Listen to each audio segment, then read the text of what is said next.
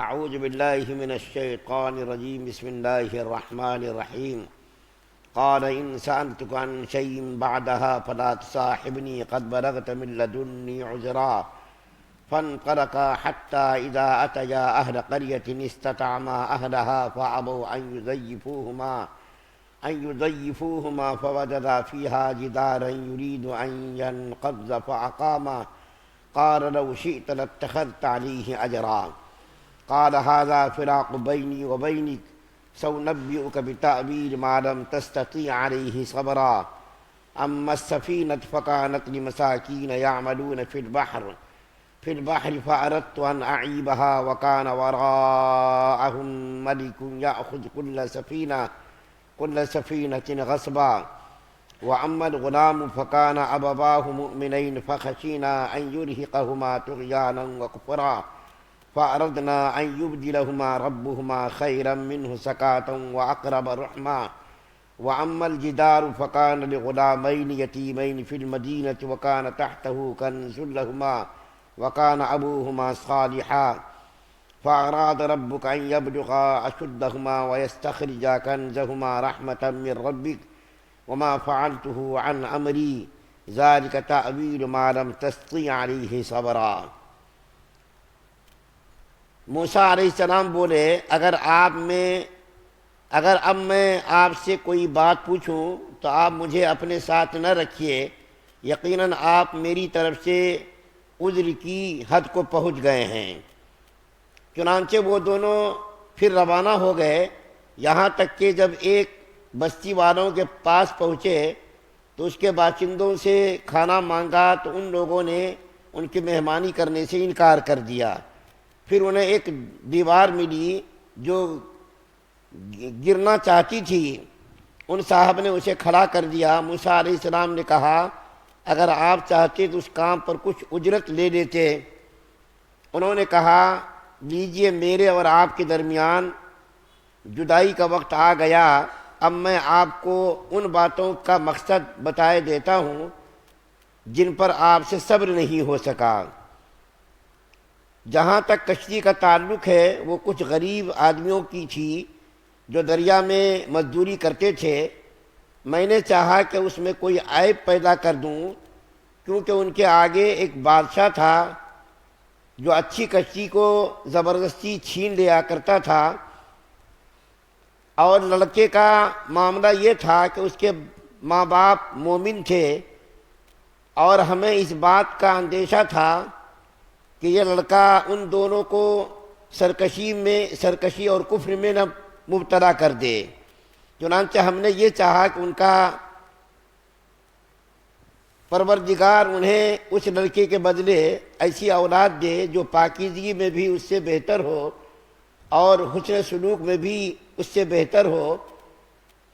رہی دیوار تو وہ اس شہر میں رہنے والے دو یتیم لڑکوں کی تھی، اور اس کے نیچے ان کا ایک خزانہ گڑا ہوا تھا، اور ان دونوں کا باپ ایک نیک آدمی تھا۔ اس لیے آپ کے پروردگار نے یہ چاہا کہ یہ دونوں لڑکے اپنی جوانی کی عمر کو پہنچیں اور اپنا خزانہ نکال لیں۔ یہ سب کچھ آپ کے رب کی رحمت کی بنا پر ہوا ہے، اور میں نے کوئی کام اپنی رائے سے نہیں کیا۔ یہ تھا مقصد ان باتوں کا جن پر آپ سے صبر نہیں ہو سکا۔ سورہ کہف کی 76 نمبر سے لے کر کے 82 نمبر کی آیات آپ کے سامنے پڑھی گئی ہے۔ ایک مرتبہ کل جو آپ کے سامنے بیان کیا گیا تھا ان کا خلاصہ بیان کر کے، اور آج جو واقعہ بیان کرنا مقصد ہے، ان تینوں کو ایک مرتبہ پھر سے بیان کر دیتا ہوں تاکہ پورا واقعہ آپ کے ذہن میں تازہ ہو جائے۔ اور وہ واقعہ یہ ہے کہ حضرت موسیٰ علیہ السلام نے حضرت خضر علیہ السلام کی صحبت میں رہنے کا ارادہ ظاہر کیا، تو حضرت خضر علیہ السلام نے کہا کہ آپ میرے ساتھ رہ کر صبر نہیں کر پائیں گے۔ تو موسیٰ علیہ السلام نے کہا کہ نہیں، آپ اپنے پاس مجھ کو رکھ لیجئے۔ چنانچہ دونوں ساتھ ہو گئے، کشتی میں سوار ہوئے، تو حضرت خضر علیہ السلام نے کشتی کا تختہ نکال دیا۔ تو موسیٰ علیہ السلام نے اعتراض کیا کہ بغیر اجرت کے انہوں نے آپ کو اور ہم کو کشتی پر بٹھایا اور آپ نے کشتی کو عیبدار کر دیا۔ تو موسیٰ علیہ السلام صبر نہیں ہو سکا، تو خضر علیہ السلام نے کہا کہ میں نے تو پہلے ہی آپ سے کہا تھا کہ آپ سے صبر نہیں ہو سکے گا۔ تو موسیٰ علیہ السلام نے اپنا عذر بیان کیا کہ آگے میں ایسا نہیں کروں گا، آپ مجھ کو ساتھ لے کر چلیے۔ چنانچہ آگے چل کر کے خضر علیہ السلام نے ایک نابالغ لڑکے کو پکڑ کر کے ذبح کر دیا۔ تو موسیٰ علیہ السلام نے کہا کہ یہ تو پہلے واقعے سے بھی زیادہ حیران کن ہے کہ آپ نے جو ایک نابالغ چھوٹے بچے کو، جس نے کوئی جرم نہیں کیا، آپ نے اس کو ذبح کر دیا، یہ تو بہت بڑا جرم آپ نے کر دیا۔ تو خضر علیہ السلام نے کہا کہ بھئی میں نے تو پہلے ہی آپ سے کہہ دیا تھا کہ آپ میرے ساتھ رہ کر صبر نہیں کر پائیں گے۔ تو موسیٰ علیہ السلام نے کہا کہ اچھا ٹھیک ہے، آخری موقع دیجئے، اب اس کے بعد اگر میں اعتراض کروں تو آپ کی مرضی ہے، آپ مجھ کو الگ کر دیجئے گا۔ چنانچہ یہ لوگ مل کر کے ایک بستی میں گئے۔ تو بستی میں گئے تو بستی والوں سے کہا کہ بھائی دیکھو ہم لوگ مہمان ہیں، ہم لوگوں کی مہمان نوازی کرو، تم لوگ کھانے پینے کا انتظام کرو۔ تو بستی والے اتنے بخیل تھے کہ بستی والوں نے مہمانی کرنے سے انکار کر دیا، کھانا پینا دینے سے انکار کر دیا۔ آگے جب گئے یہ سب لوگ تو ایک دیوار جو گر رہی تھی، اس دیوار کو حضرت خضر علیہ السلام نے سیدھا کر دیا اپنی قدرت سے۔ اس دیوار کو جو گرنے والی تھی اس کو گرنے نہیں دیا بلکہ اس کو سیدھا کر دیا۔ تو موسیٰ علیہ السلام نے فرمایا کہ خضر علیہ السلام آپ نے یہ دیوار بغیر اجرت کے کیوں سیدھا کر دیا؟ آپ اگر چاہتے تو اس دیوار کو سیدھا کرنے پر اجرت بھی لے سکتے تھے، پیسہ بھی مانگ سکتے تھے، مزدوری لے سکتے تھے، لیکن آپ نے بغیر کچھ لیے دیوار کو سیدھا کر دیا۔ تو خضر علیہ السلام نے کہا کہ اب ہمارے آپ کے درمیان جدائی کا وقت آ گیا ہے، اب آپ میرے ساتھ نہیں رہ سکتے کیونکہ آپ جو ہے صبر ہی نہیں کر پا رہے ہیں۔ تو خضر علیہ السلام نے کہا کہ تینوں واقعات جو پیش آئے، کشتی میں تختے کا نکالنا، بچے کا قتل کرنا، دیوار کو سیدھا کرنا، اب میں ان تینوں واقعات کی حکمت اور مصلحت آپ کے سامنے بیان کرتا ہوں۔ چنانچہ خضر علیہ السلام نے تینوں واقعات کی حکمت اور مصلحت جو تھی اس کو بیان کیا، اور یہ بیان کیا کہ جو کشتی جس پر ہم سوار ہوئے تھے اور جس کشتی کو میں نے عیبدار بنا دیا تھا، اس کا تختہ نکال دیا تھا، اس کی وجہ یہ تھی آگے جہاں کشتی جا رہی تھی آگے چل کر کے ایک ظالم بادشاہ رہتا تھا، اور وہ ظالم بادشاہ اچھی کشتیوں کو قبضے میں لے لیتا تھا، جبرن اور قہرن اس کشتی پر قبضہ کر لیتا تھا۔ تو میں نے یہ چاہا کہ وہ کشتی چونکہ ایک غریب اور کشتی کو عیبدار ہم نے اس لیے بنا دیا تاکہ وہ ظالم بادشاہ وہ کشتی نہ لے، اور وہ کشتی ایک مزدور آدمی کی تھی جس کے بارے میں مفسرین نے لکھا ہے کہ یہ 10 بھائی تھے، اور 10 بھائی میں سے 5 بھائی بالکل اپاہیج تھے، بالکل ناقابل محنت مزدوری کے تھے۔ تو یہ 5 بھائی کشتی وغیرہ کے ذریعے مزدوری حاصل کر کے اپنے تمام بھائیوں کی پرورش کرتے تھے۔ تو ایک کشتی غریب آدمی کی تھی، اور اسی کشتی پر اس کے پورے خاندان کا گزر بسر تھا، اسی کشتی پر مزدوری کر کے پورے خاندان کی کفالت ہوتی تھی۔ تو میں نے کشتی کو عیبدار بنا دیا تاکہ بادشاہ اس پر قبضہ نہ کرے، اور ایسا ہی ہوا کہ بادشاہ نے جب دیکھا کہ یہ کشتی تو بیکار ہے، عیبدار ہے، تو کشتی کو چھیڑا نہیں بادشاہ نے۔ اور جس بچے کو میں نے قتل کیا آگے چل کر کے وہ بچہ سرکش اور کافر بننے والا تھا، اور اس بچے کے ماں باپ مومن تھے، نیک اور صالح تھے۔ تو اس بچے کی سرکشی کی وجہ سے، کفر کی وجہ سے ماں باپ کے اوپر اندیشہ تھا کہ اس کی وجہ سے ماں باپ کے ایمان کو بھی خطرہ لاحق نہ ہو جائے، کیونکہ اولاد کی محبت میں ماں باپ بہت سارے برے کام کر دیتے ہیں، ماں باپ اولاد کی محبت میں بہت سارے ناجائز کام کرنے پر مجبور ہو جاتے ہیں۔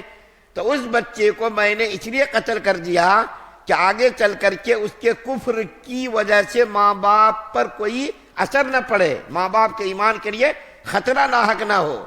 اس بچے کے قتل کرنے کے بعد اللہ تعالیٰ اس کو ایک اولاد دیں گے۔ حضرت خضر علیہ السلام نے فرمایا، علماء نے لکھا ہے کہ اس بچے کو جب قتل کیا گیا تو اس کی جگہ پر اللہ نے اس کے ماں باپ کو ایک اولاد دی، اور اس اولاد سے نبی پیدا ہوئے، نیک اور سارے نبی پیدا ہوئے، اور بہت سارے علماء صلحاء نیک لوگ اس کے خاندان میں پیدا ہوئے۔